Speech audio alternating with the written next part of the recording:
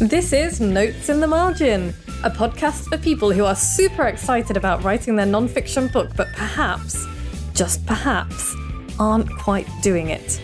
If you always feel called to tile the bathroom or clean the toilet instead of writing your book, you are in the right place. Your host, Vicky Quinn Fraser, has been there, done that, and has literally written the book about it. Join Vicky and her husband Joe as they make notes in the margin about creativity, writing techniques, publishing, and general shenanigans, and get tips and tricks to help you write your book. Hello and welcome to Notes in the Margin. I am Vicky Quinn Fraser, and this week I am taking you back to around a year ago when Joe and I made a podcast called What If? And we did it January 2022, I think. And I thought I would reissue it again because we were talking about, what if you tried this thing? We were talking about how January always is filled with declarations and New Year's resolutions about it's going to be my best year yet. There's a lot of expectation. There's a lot of upheaval as well, still. And so we thought we would talk about what we might do and love if we didn't dismiss it without even trying. What could you do? So I thought it's just as relevant now as it was last year. And so, yeah, enjoy. Hello and welcome to the 1000 Authors Show. I forgot what my podcast was called then. I'm Vicky Quinn Fraser and this is my husband Joe. Hello. Hello. How you doing, Joe? I'm all right. I'm a bit knackered. I've had a long day. I got up very early. I drove a long way. I did a bunch of stuff in a fridge and then I drove a long way back. So I'm feeling a little bit gravelly and a little bit tired, but I'm good, thank you. Oh, his face does not say he's good. His face was really sarcastic, just FYI. Oh. And yeah, I'm fine, thank you. Are you well? Yes, thanks. I'm very excited because we're recording this the day before my Weird and Wonderful Author Showcase is happening. Nice. So by the time this goes out, it will have happened, and my Weird and Wonderful authors will have done an amazing job reading excerpts from their manuscripts, and I can't wait to hear what they're going to read. Lovely. It's going to be awesome. So yay, big round of applause to everybody. And everybody is Jocelyn Brady, Hilary Weiss, Melanie Osborne, Sarah Maguire, and Kendra MacDonald. Sweet. Yay! Awesome. So anyway, more on that next week when I'll have actually done it. When it's happened. Yeah. But Joe, what are you reading? I have read about 5 pages, because I started last night, of Mistborn by Brandon Sanderson. He finished the Wheel of Time series, didn't he? He finished the Wheel of Time series. After what's his face? After Robert Jordan died. Yes. He wrote the last 3 books, I think. So I've already written his books. Yeah, but this is the first one that's just naturally his, I think, rather than him sort of continuing on another person's theme. So, yeah, I can't really say I've read much of it because I opened it last night, read about 5 pages and then fell asleep. Well, if you enjoy his book, I think that's part of a trilogy, but also he's written about 50 bazillion other books. Yeah, he's a really well-respected sort of fantasy writer. Yeah, I've never read any of his stuff, No. so I might have a go. Cool. I am reading Please Don't Sit on My Bed in Your Outside Clothes by Phoebe Robinson. It's a perfectly sensible request. Is a perfectly sensible request, but apparently it's not widely known. That's the title. It's a book of essays. So it's a book of personal essays about, life and the universe and everything. And she's very funny. I love her style of writing. I love her storytelling. She's really, really funny. But part of the reason I wanted to read the book is because of the title, because I was just like, yes. And I have like a similar thing. Like some people are really funny about keeping their shoes on in other people's houses. And that really bothers me because it's like, don't bring like dog poo and muck and other people's grimness into my house. And even though at the moment we're living in a building site, I still don't really like walking around in my outside shoes, even though that's a safe thing to do if you haven't got any slippers. But I don't go into other people's houses and walk around with my shoes on because I just think it's rude and gross. And I will judge you. I will judge you for that. But yeah, so that that title kind of grabbed me because I was like, absolutely don't sit on my bed in your outside clothes because... Don't sit on my bed. What are you doing in my bedroom? Get out. I mean, that too also. But I mean, imagine that, like, yeah, it's just like my bed is where I sleep and it's clean and lovely. And if somebody comes in with clothes that they've been wearing, like on a bus, for example, and then they sit on your bed and I'm like, right, now I've got to burn it. Got to burn the whole bed, buy a new one. But yes, so that was the thing that got me. And I was just surprised because she said Phoebe Robinson is a black woman, she's American, and she said it's a black people thing. And I was just like, oh, that's really interesting. Because it's also a me thing. And I'm like a shiny white gal. But I just thought, isn't that interesting? Where just, I don't know, just like family stuff. What you're taught by your family and things like that. And that's always been a thing that's been in my head. But I don't know where it came from because I don't really specifically remember being told not to, you know what I mean? But it's always been, the shoe thing has always been a thing. It's like, take your shoes off. Yes. When you come into my house. Yeah. I don't care if your feet smell. Actually, if your feet smell, you can leave as well. But also. Take your shoes with you. Take your shoes with you, yeah. So yes, that's it's not technically fiction. It's book of essays, but I'm also reading, or I'm literally about to start reading, so I have nothing to say on this yet, Through the Language Glass by Guy Deutsch, which is January, I forgot what I was going to say, June then, it's definitely not June, it's really fucking cold, which is January's Bookaholics book, and it's all about seeing the world through the lens of language, I guess, nice. And I'm really looking forward to starting it, so yeah. Cool. So what's been happening this week at Casa Dingle? That's the question. Well, Poopocalypse, that's what happened. Poopocalypse happened. That was fun. Yeah. I mean, we can't really go into too much detail about that, partly because we may well be breaking the law. And not deliberately, we're doing our best to fix it. We're doing our best, but temporarily might be quietly breaking the law a little bit. Don't tell anybody, though. It's not fit for. Well, we should have done this when we first moved in, but we're not on a we're not on the mains. Not on the mains. Not got mains drainage. So with that comes septic tanks, and we're on steep land. So with the septic tanks come pumps and we're hoses. Pretty sure the previous owner DIY'd it, and you do not want. That's not the kind of thing you want to DIY, people. Don't DIY your sewage treatment, guys. So we are in the process of having a private domestic sewage treatment plant fitted, and it's very exciting. Really never one of the things that I grew up wanting to have. But suddenly you end up in a house like this and you're like, that sounds great, I can't wait. We need something like that right now. So yeah, it's fine. It's like, I feel like we should absolutely reiterate that everything is fine and clean, but it's just requiring a lot more maintenance on our part than it should do at the moment, and is a little bit stressful. Mm. So that's been fun. Yeah, I love that. And then we had did we talk about this last week? I don't think we did. Then we had a quote through for our new oak door for the bathroom. There's an internal door, folks. An internal door on hinges. And it's just like real simple. So planks. Imagine vertical planks with the horizontal planks. A couple of horizontals and like a Suffolk latch and some blacksmith hinges. And the guy who we asked to do it has done our windows and he's made our staircase. And beautiful job. Beautiful work. He's so good at what he does.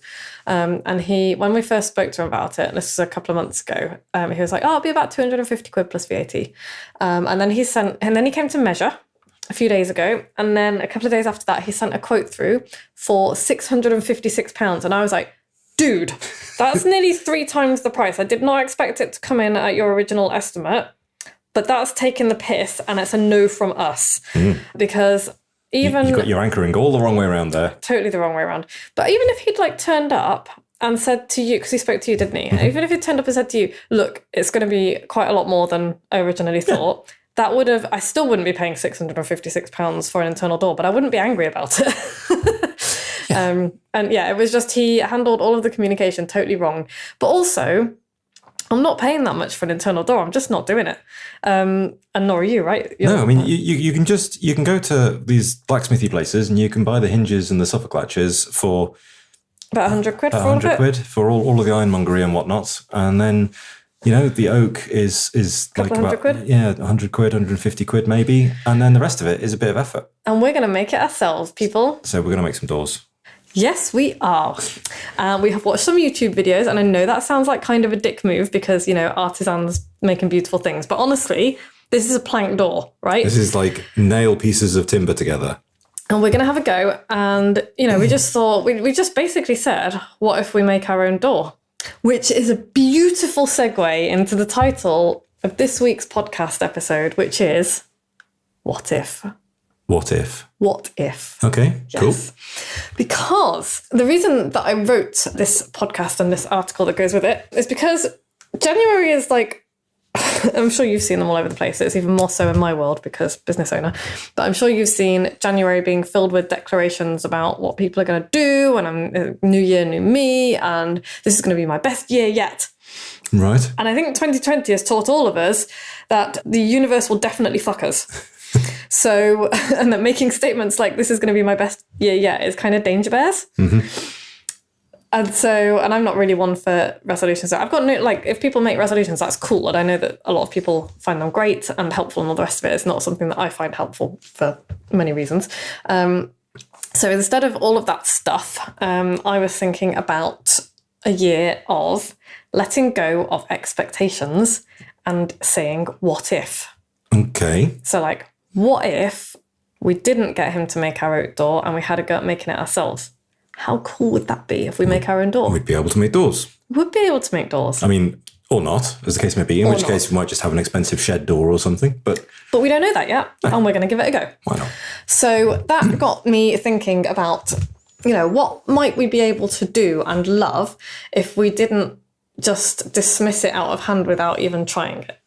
What if instead of just being like, well, I know I can do this thing, and that is the thing I'm going to do because I know I can do it, and playing it safe, what if instead we ask what we can't do or what we don't know we can do and try that, find a gap and fill it? Okay. And so I thought a good example of that would be I'm working towards doing a 1 minute freestanding handstand at the moment, which seems like, that's like a minute is a really long time. Very long time. When you're standing on your hands, I'm only just up to like a minute and 12 against the wall. Okay. At the moment. And so the idea of being able to just stand on my hands in the middle of nowhere without resting on anything for a whole minute just feels a little bit out of reach. But I know that it isn't, because 6 months ago I couldn't do a freestanding handstand in the middle of the room for 30 seconds. And now I can. Mm-hmm. So I'm looking for that gap between what I can do and what I can't yet do and trying to fill it. Putting some effort in. Yeah, not all at once, but just if I can add a second on to my personal best each time, but also up the average, that together, it's finding that gap, Does that make sense? Yes. And I guess you find similar things in BJJ. I just tend to get strangled in BJJ, to be honest. Yeah. Okay. Yeah. And end up with a gammy hand.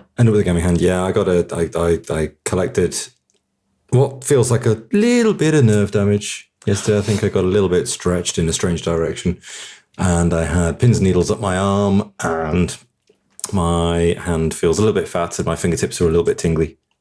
Okay, so I'm sure it's fine. I'm sure it's fine. Yeah, I'm just rolling my eyes real bad now. But I think this for what you do for a living, your business, what your business does. Mm-hmm. I think this is particularly pertinent because you must do a lot of what ifing at work. What if we tried this? Here is a problem that we can't solve. What if we tried this? Yeah. And is that a good way to go about things? Instead of just going, I can't do this. Or yeah, absolutely. Yes. Yeah, collecting thoughts. We have to do it stood next to a whiteboard though, because we're engineers. But that's just how that works. I feel also this is why your company is so good at what you do, because, and you've told me this before, that you'll go to, a big company, say a FMCG, fast moving consumer goods, for people who don't know what that acronym means, and I didn't either once. But you'll go there and they'll go, we've got this problem and nobody can solve it because they've only asked people within that industry. And because you work in automotive and pharmaceuticals and, all sorts of other nuclear things. And all kinds of other things, yeah. Yeah, you're what if we tried this thing that works over there? Way, yeah. And do you find that works? That works really well. Cross-pollinating across industries makes you everybody just thinks you're a wizard. Yeah, and trying stuff that might not work as well, right? Just stupid stuff. We do loads of stuff that doesn't work. Yeah. But that's how you find the stuff that does work. Yes, yeah, that's right. Or do you just sometimes do stuff that doesn't work for fun? So this is bullshit. Run away. But it's but you're okay with doing stuff that doesn't work, though, right? Yeah, I mean, we'll definitely give it a good old try. Yeah, we trial loads of things, and part of the creative process is, attempting things. Yeah, and giving yourself permission to screw it up. Yeah, you can screw it up. Because when you're trying stuff, presumably that's when you're trying stuff in your lab at work rather than in front of the customer. Preferably not in front of the customer. Usually when you're talking in front of the customer, you kind of want to have a reasonable idea that it's going to work. Yeah. But no, we find things that don't work all the time. We do the same thing in trapeze as well. So like I'll be like, oh, that thing looks really cool. I'm going to try or like I might see something on a hoop or a rope and I'll be like, oh, that looks really cool. I'm going to try that on the trapeze. And sometimes it'll be like, oh yeah, that really does not work at all and actually might kill me. And other times it's like, it doesn't work the same, but I've come up with something quite cool. Mm-hmm. And other times I'll try it and I'll be like, oh, actually, I can do this on the trapeze and it looks really, really awesome. Mm-hmm. And so that's always fun. And it's the same with like writing. I'm in my MA, I'm in my poetry module at the moment, and I'm writing an awful lot of poetry that doesn't work at all. But some of it does. And I'm like, oh, what if I turn this into iambic pentameter? And does that work? And it's like, well, it made me laugh. I don't know if that's like a measure of. I quite liked my iambic pentameter. I got my team Moxie to do that as an exercise the other day. You know. Nice. And it was really fun. And they all kind of looked at me and were like, I'm not fucking doing that. And then like, one by one, trickling in through Instagram and text message came their attempts at iambic pentameter. And I was like, these are actually really cool guys. Nice. So that was really fun. But yeah, it's all about accepting that, you know, if you try something new, you're probably not going to be very good at it at first. And that's not only fine, but cool and fun, because it is once you decide to try something and you're like, this is not gonna go right at first, it becomes a fun. Because who cares? Like A, probably nobody's watching anyway. B, who cares if they are? And C, just have a go. What if you give yourself permission to not get it right?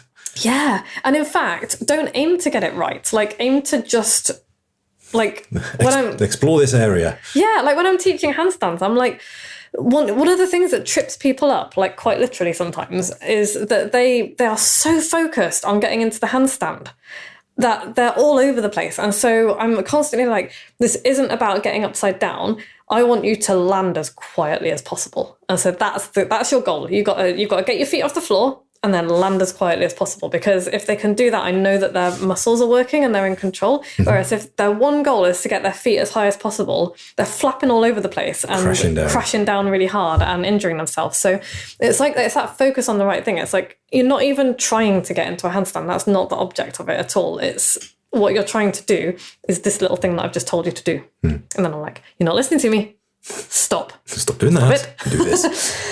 Which is always really fun. So give yourself permission to do something really badly, or do the first tiny step of it, and that's always just super fun.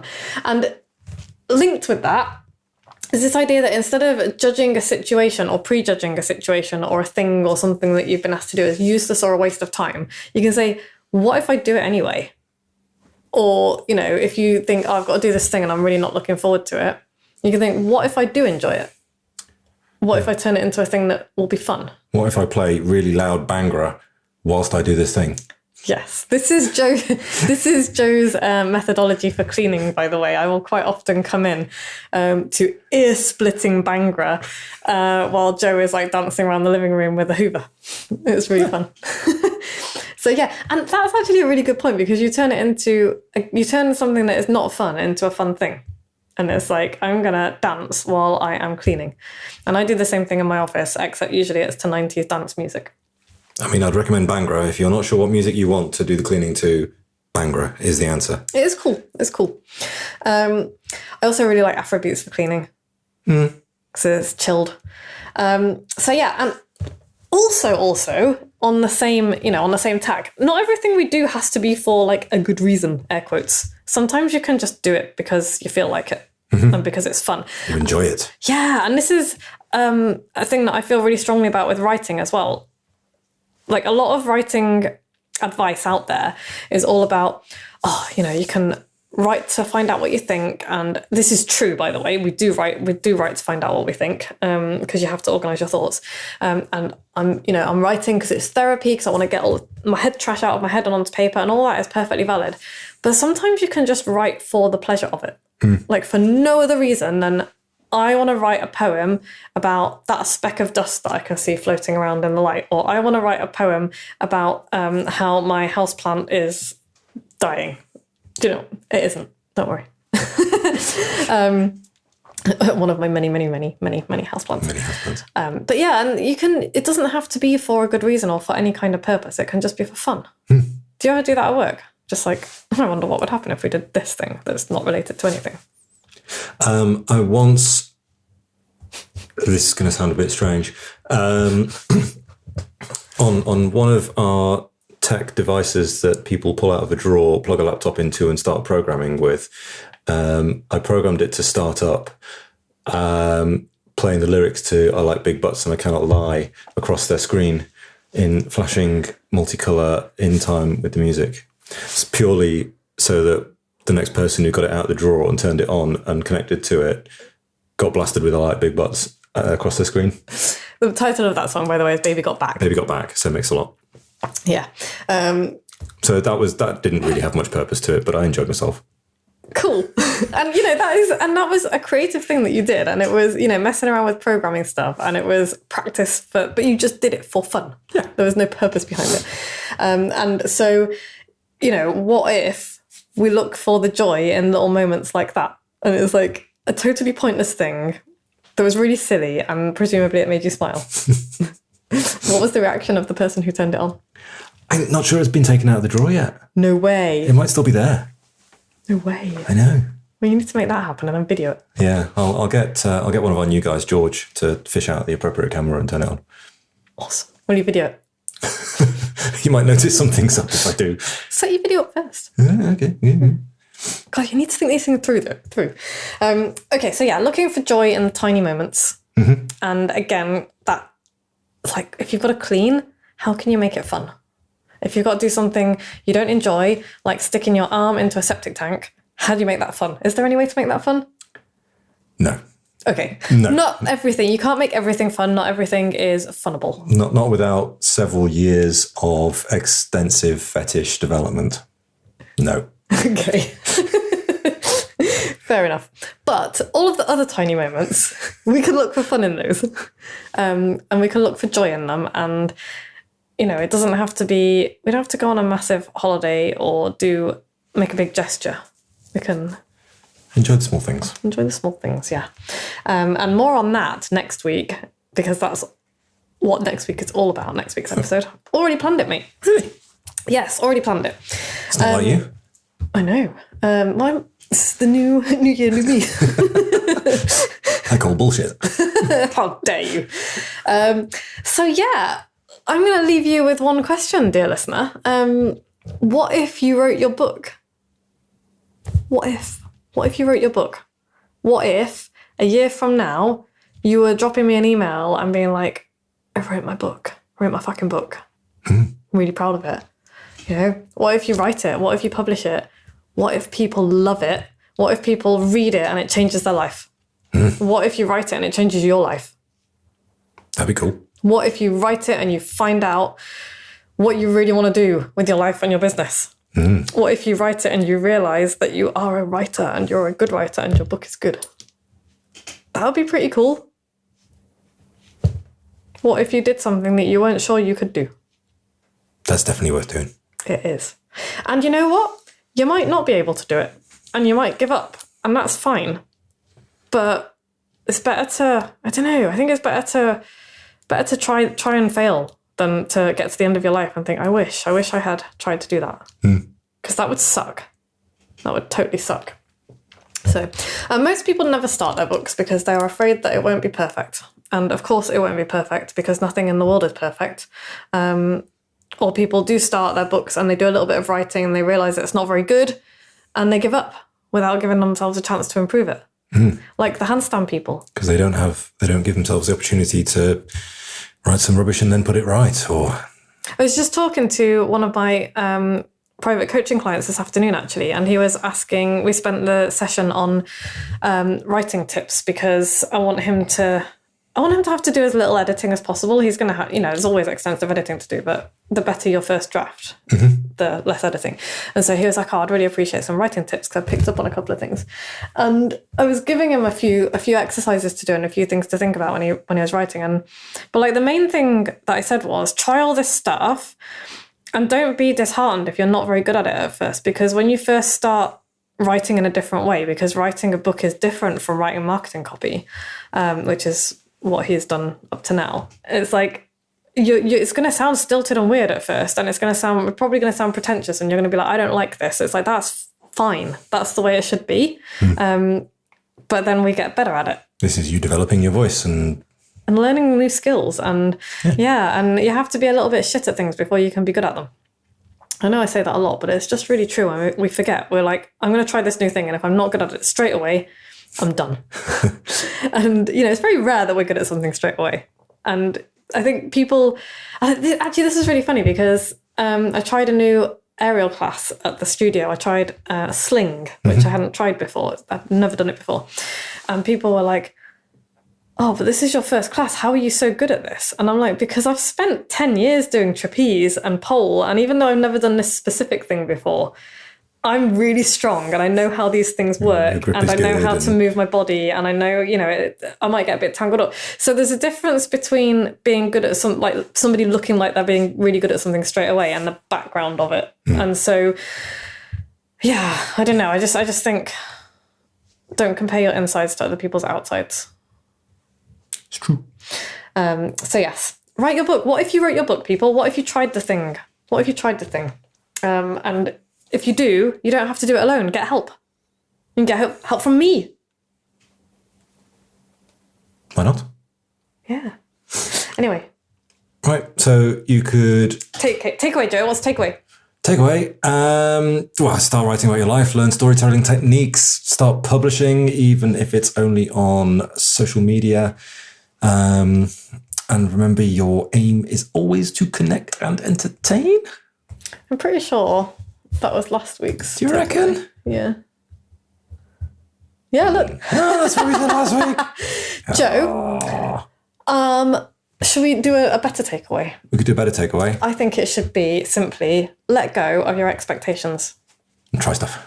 Let go of your expectations, say what if, and give it a try. Because we can all do that regardless of level of ability, our level of disability, our background, our privilege, whatever. We've all got something that we could say, what if I tried this? What would happen? I'm not saying do the things that I do. I'm not saying do trapeze, do handstands. I'm not saying do any of that stuff. I'm saying, what if you said what if a little bit more often and let go of expectations about what you can and can't do and just give it a go. Cool. And I'm going to specifically suggest, because you're listening to a podcast about writing books, I'm going to specifically suggest you apply that to writing a book. It's like, what if I had to go at writing my book? Yeah. And if that feels like too big a thing to do on your own, I get it. Get help. Join a writing group. Get a coach. I can help you with both of those things, but there are, plenty of other things out there. And if you really wanted to join a really cool group of amazing people, come and join the next round of the Weird and Wonderful Book Society and write your book with an incredible group of women. So far, they're all women, which I love. So yeah, come and join us. Someone's writing about her ridiculous ADHD brain stories and how it's a superpower. Someone else is writing about the power of bigness. Someone else is writing about the mental load of business ownership. Another person about why marketers are all awful and how to be not awful. And a human rights lawyer turned writer writing her first book for a client, which is very exciting. So all of those people writing incredible books. And I am so excited and feel really privileged to be helping them along the way. Nice. And you can come and find out more at moxiebooks.co.uk/weird and wonderful. Cool. Have any questions at all, give me a shout and I will answer them. I will hop on a quick call with you, see if it's right for you. Otherwise, I've got a free writing prompt calendar available. Where is it, Joe? moxiebooks.co.uk/calendar. Yes. Have you listened to every episode? Email me and tell me and I will send you something silly. And if you like this podcast, what do they do? They go to iTunes and they subscribe. been a while. That was amazing. Go to iTunes and subscribe. Yes, please do. Leave us a rating as well and a 5 review. stars. And leave us a review. Tell us what you think of this episode. Tell us what you think of every episode. If you don't like this podcast, other podcasts are available. Go and find them. In fact, we did a whole episode recommending amazing podcasts ages ago. Go and find our podcast that recommends other podcasts if you don't like this one. Yeah. Can't remember what episode it is. You'll have to listen to hundreds of our podcasts before you find the one about other podcasts. And by then, you'll have been indoctrinated into the into the cult. We should do another episode about a good podcast, because there have been. I listened to some different ones now. So I'm sure you do as well. Yeah. Right, that's enough of that nonsense. Move on. Thank you so much for listening, dear listener. As always, we appreciate you, because otherwise we're just here talking to ourselves, and that's a bit sad. I mean, that might be what we're doing.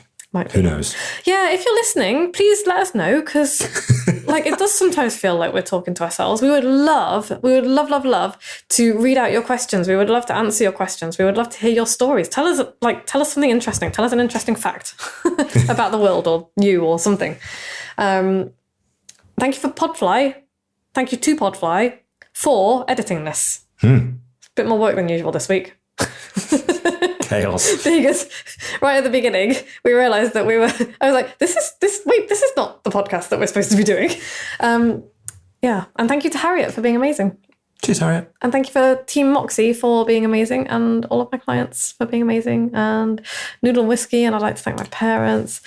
And I'm now making the stop saying things symbol. I hope you enjoyed that reissue of last year's podcast, and I hope you also found it just as relevant today as I did when I listened to it again. And I just wanted to also say that obviously I was talking about the Weird and Wonderful Book Society in this episode. I'm not running the Weird and Wonderful Book Society this year, but what I am running is Microbook Magic. I did my first round of Microbook Magic in November 2022. It was a raging success. I am currently running the second round of Microbook Magic with 12 amazing writers. I'm really excited about the books that are coming out of that. And I am running it again in March this year. So if you would like to join us in Microbook Magic and write a tiny little book, a teeny tiny book that is just as powerful, if not more powerful, than the big weighty tomes out there, then I would love to have you join us for March. I've already got 2 people signed up. There are a maximum of 20, so it's a small group, and it's going to be absolutely amazing. If you want to find out more, the link is in the show notes, and pretty soon I will have a proper landing page up as well with some words from people who have done Microbook Magic with me, so you can see what it's actually like to do it. And now, without further ado, I hope you've enjoyed this episode. Joe and I will be back next week with a brand new one, and enjoy the rest of your weekend. Thank you so much to Podfly, as usual, for making us sound much more professional than we actually are. Thank you to Harriet, who helped me to put this original episode together. And thank you to you, dear listener, for listening in, because without this, just be screaming into the void and there'd be no point. So, yeah, keep writing and send me an email if you've got a question or a comment. Take care. Bye-bye. Thanks so much for listening. Check out the show notes at moxiebooks.co.uk/podcast for links to everything we've mentioned in this episode. Remember to subscribe to this podcast wherever you get your podcasts from. And if you'd like to hear more from Notes in the Margin, you can sign up to get regular emails from Vicky into your inbox at moxiebooks.co.uk/notes in the margin. We'll be back same time next week.